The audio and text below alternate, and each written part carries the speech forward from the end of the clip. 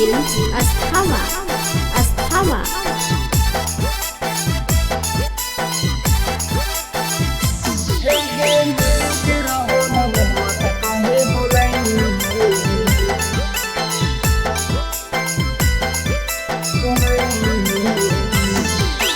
प्यार बड़ी करयो रानी तोरा से गे आगे तोरा से गे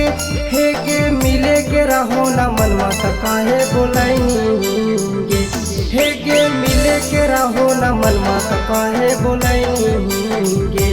प्यार बड़ी करयो रानी तोरा से गे आगे तोरा से गे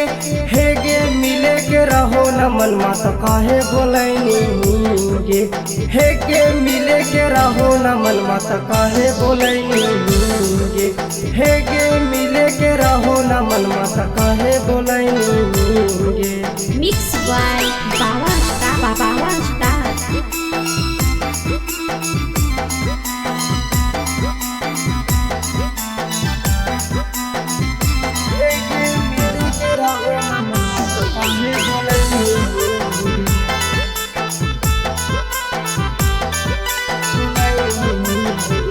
झूठ काहे बोलनी छौड़ी हमरा से गे आगे हमरा से गे हे गे मिले के रहो ना मनवा त काहे बोलनी गे हे गे मिले के रहो ना मनवा त काहे बोलनी गे हे गे मिले के रहो ना मनवा त काहे बोलनी गे झूठ काहे बोलही छौड़ी हमरा से गे आगे हमरा से गे हे गे मिले के रहो ना मनवा त काहे बोलनी गे हे गे मिले के रहो ना मनवा त काहे बोलनी गे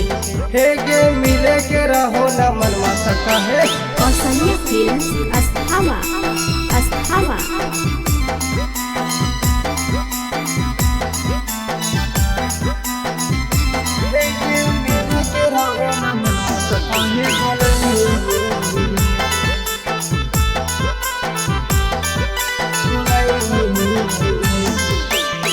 हमरा बुला के छौड़ी अपने कहे न ऐनही गे संझिए से बैठल बैठल बज गेलो 10 के रात गे बज गेलो 10 के रात हे गे